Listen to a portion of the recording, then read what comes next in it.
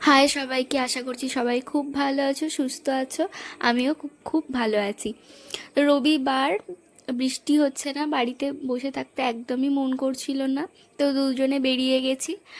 আমরা অনেক দিন থেকেই ভাবছিলাম যে জোকায় ওই স্বামীনারায়ণ মন্দিরে যাব, কারণ সবাই চলে গেছে, শুধুমাত্র বোধহয় আমরাই যাইনি।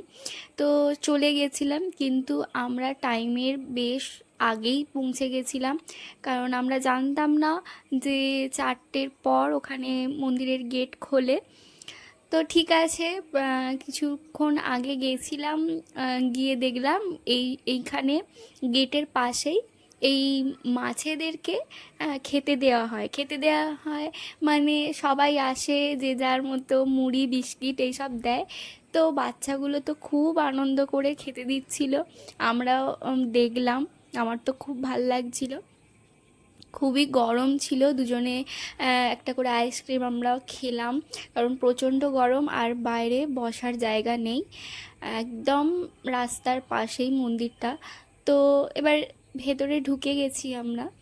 তো ভেতরে তো খুবই সুন্দর, তবে কিছু কিছু জিনিস, যেরকম এইখানটায় জল থাকে, এই যে দেখাচ্ছি, এই জায়গাটায় জল থাকে মনে হয়, তো এখানটায় তো জল নেই।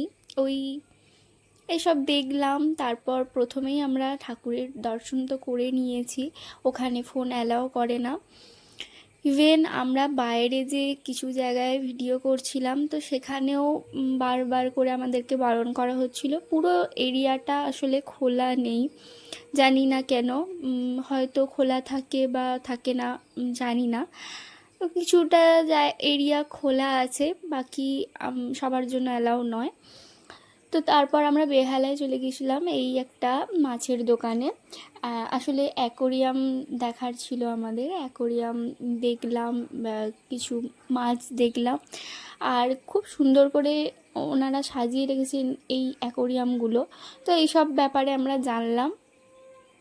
তো যা যা নেওয়ার ছিল ওখান থেকে নিয়ে আমরা পাশে একটা দোকানে চলে গেছিলাম মোমো খেতে।